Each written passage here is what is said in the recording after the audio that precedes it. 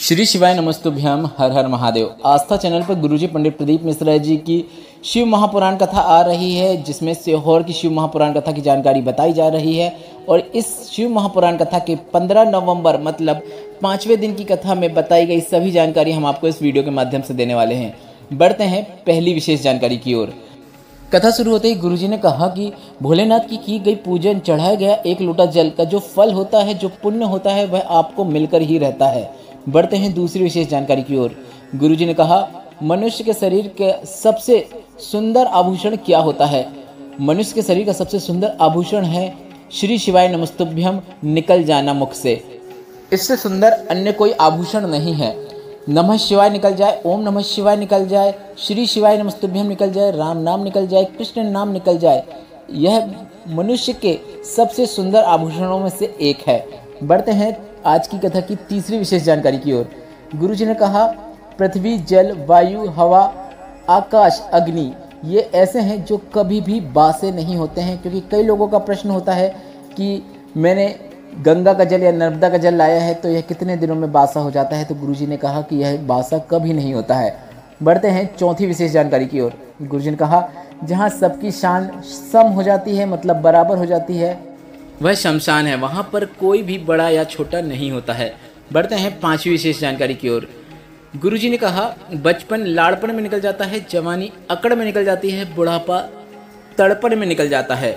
बढ़ते हैं छठवीं विशेष जानकारी की ओर, जिसमें विमलेश जी ने उत्तर प्रदेश से पत्र लेकर आए, जिसमें उन्होंने लिखा, मेरी पति की आंखों की रोशनी चली गई थी, दोनों आंखों से दिखना बंद हो गया था, इलाज भी कराते गए पर कहीं से कोई आराम नहीं मिला। डॉक्टर ने कहा कि नसें चौक हो गई हैं, जिस कारण देखने में इन्हें प्रॉब्लम हो रही है।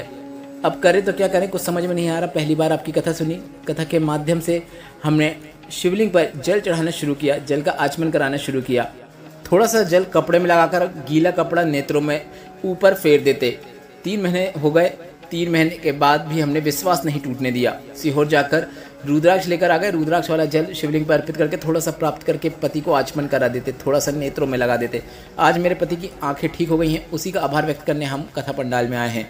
बढ़ते हैं सातवीं विशेष जानकारी की ओर, जिसमें देवेंद्र सिंह जी झालावाड़ से पत्र लेकर आए थे, जिसमें उन्होंने लिखा, 2 साल से इंडियन आर्मी की तैयारी कर रहा था, पर कहीं पर मेरा नौकरी में चयन नहीं हो पा रहा था, बार बार असफल हो जाता था। फिर परिवार के लोगों ने भोलेनाथ पर सब छोड़ देने को कहा और खूब मेहनत करने को कहा। मैंने खूब मेहनत किया, शिवलिंग पर जल चढ़ाना शुरू किया और इस बार भोलेनाथ के भरोसे एग्ज़ाम देने गया। मैंने पशुपतिनाथ व्रत भी किया, कंकड़ शंकर की पूजन अर्चन भी की, बाबा से कामना कर ली। बाबा की कृपा से इंडियन आर्मी में मेरा चयन हो गया है, उसी का आभार व्यक्त करने में कथा पंडाल में आया हूँ।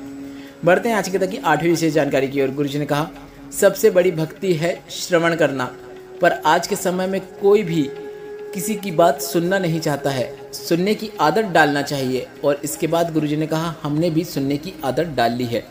बढ़ते हैं 9वीं विशेष जानकारी की ओर। मनोज जी राजस्थान से पत्र लेकर आए, जिसमें लिखा, 7 साल से सीए की एग्ज़ाम दे रहा था पर मेरा रिजल्ट क्लियर नहीं हो रहा था। 9 बार एग्ज़ाम देने के बाद भी रिजल्ट क्लियर नहीं हुआ, बहुत परेशान हो गया। फिर परिवार वालों ने कहा, सीहोर वाले महाराज कहते हैं, मेहनत अधिक करो, सफलता अवश्य मिलेगी, शंकर पर विश्वास रखो। फिर मेरी पत्नी ने आपकी कथा पंडाल में बैठकर मुझसे सुनने को कहा, मैंने वैसा ही किया और बाबा से कामना कर ली। आज मैं रोज़ मंदिर जाता हूँ और एग्ज़ाम जाते समय मैंने श्री शिवाय नमस्तुभ्यम बोलते हुए एग्ज़ाम देने गया। मेहनत भी अधिक की और बाबा की कृपा से मेरा एग्ज़ाम क्लियर हो गया है, उसी का आभार व्यक्त करने हम कथा पंडाल में आए हैं।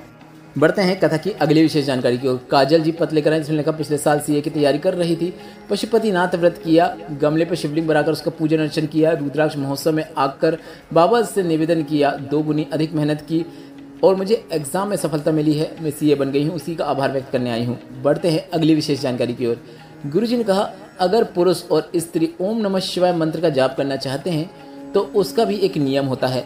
पुरुष सीधे ओम नमः शिवाय ऐसे मंत्र का जाप कर सकता है, पर अगर स्त्री नारी ओम नमः शिवाय मंत्र का उच्चारण करना चाहती हैं, जाप करना चाहती हैं, तो उसका एक नियम होता है। वह सीधे ओम नमः शिवाय नहीं बोल सकती। उनके जो नियम है वह इस प्रकार है कि उन्हें सबसे पहले नमः शिवाय बोलना है, उसके बाद ओम नमः शिवाय करना है। आप इस प्रकार से नाम जाप कर सकते हैं, नमः शिवाय ओम नमः शिवाय, नमः शिवाय ओम नमः शिवाय, नमः शिवाय ओम नमः शिवाय। इस प्रकार से आप नाम जाप मंत्र जाप करके अधिक से अधिक पुण्य फल की प्राप्ति कर सकते हैं। बढ़ते हैं अगली विशेष जानकारी की ओर। नेहा जी पत्र लेकर आई, जिसमें लिखा शादी के कई वर्ष निकल गए थे, संतान का सुख नहीं था। डॉक्टर के हिसाब से भी मैं कभी माँ नहीं बन सकती थी मेरी, क्योंकि ट्यूब ब्लॉक थी, कभी संतान नहीं हो सकती थी। तभी मेरी मौसी ने गुरुजी पंडित प्रदीप मिश्रा जी की कथा के बारे में बताया। मैंने गुरुजी की कथा में बताए अनुसार गुरु पूर्णिमा महोत्सव के अवसर पर सीहोर कोबरेश्वर धाम में आकर कथा सुनी और कंकर शंकर की पूजन करके चली गई। मंदिर जाने लगी, सफ़ेद आटे की जड़ का प्रयोग किया पर लाभ नहीं हुआ। फिर मैंने बाबा का दरवाज़ा छोड़ा नहीं। कुछ महीनों बाद वापस मैंने सीहोर में आकर रुद्राक्ष लेकर गई। रुद्राक्ष का जल शिवलिंग पर चढ़ाकर थोड़ा सा जल प्राप्त करके उसका आचमन करना शुरू किया। इसके बाद फिर मैं कोबरेश्वर धाम आई और कंकर शंकर की पूजन की, 5 कंकर शंकर की पूजन की और जैसा आपने कहा था वैसा ही किया।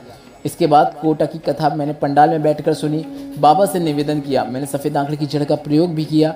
सीहोर भी आई और बाबा से झोली की भरने की कामना की और बाबा की कृपा से मुझे 2 संतान हुई है, एक लड़का है एक लड़की। उसी का आभार व्यक्त करने में कथा पंडाल में आई हूँ। बढ़ते हैं आज की कथा की अगली विशेष जानकारी की ओर। गुरुजी ने कहा, अटके हुए कार्यों को पूर्ण करने के लिए आप सभी को एक सरल और आसान उपाय करना है। हमने आपको पिछली कथाओं में भी बताया था कि बहुत कार्य अटक रहा है, कार्य अड़ रहा है, कार्य पूर्ण नहीं हो रहा है। आपने बहुत प्रयत्न कर लिया कि कार्य पूर्ण हो जाए, फिर भी आपका कोई कार्य पूर्ण नहीं हो रहा है, तो आपको रोज बेलपत्र के वृक्ष के नीचे की मिट्टी को अपने मस्तक पे लगाते हुए उस कार्य के लिए निकल जाना है। ऐसा आप लगातार 1 महीने तक करके देखिए। अगर ऐसा कोई कार्य है जो बहुत समय से पूर्ण नहीं हो रहा है, आप अगर 1 महीने तक भी उसमें इस प्रकार से प्रयास करेंगे, बेलपत्र के वृक्ष के नीचे की मिट्टी को मस्तक में लगाते हुए निकलेंगे उस कार्य के लिए, तो आपको सफलता निश्चित प्राप्त होती है, आपका कार्य पूर्ण होता ही है। बढ़ते हैं अगली विशेष जानकारी की ओर। आशा देवी सतीश कुमार देहरादून से पत्र लेकर आए, जिसमें उन्होंने लिखा, उत्तराखंड से आए हैं, अपने मायके कोबरेश्वर धाम आए हैं। मेरा बेटा राहुल 2020 से सरकारी नौकरी की तैयारी कर रहा था, पर उसका कहीं पर भी चयन नहीं हो रहा था। मेरी बहन ने सीहोर वाले महाराज है, सीहोर कोबरेश्वर धाम से प्रदीप मिश्रा जी कथा करते हैं, उनकी कथा सुनो। मैंने मेरी बहन के कहने पर मेरे बेटे को कथा सुनाना शुरू किया। उससे कहा कि थोड़ी मेहनत अधिक करो, 1 लोटा जल चढ़ाओ, पशुपतिनाथ व्रत करो। फिर उसका इंटरव्यू फिर भी नहीं निकला। फिर उसने व्रत किए और खुद प्रसाद बनाकर पशुपतिनाथ व्रत किया। एग्जाम देने से पहले उसने बेलपत्र की बीच वाली पत्ती में शहद लगाते हुए उस बेलपत्र को शिवलिंग पर चिपका दिया। 4 गुना अधिक मेहनत किया। श्री शिवाय नमस्तुभ्यम बोलते हुए एग्जाम देने चला गया। उसका 2 सरकारी नौकरी में नाम आ गया है। उसी का आभार व्यक्त करने कथा पंडाल में आए हैं। वीडियो में बताया गया उपायों से संबंधित कोई प्रश्न है तो वे आप कमेंट बॉक्स के जरिए पूछ सकते हैं। आज की कथा से आपको आनंद की प्राप्ति हुई है तो इस वीडियो को लाइक करके चैनल को सब्सक्राइब करना मत भूलिएगा और कमेंट बॉक्स में श्री शिवाय नमस्तुभ्यम या फिर हर हर महादेव अवश्य टाइप कीजिएगा। श्री शिवाय नमस्तुभ्यम, हर हर महादेव।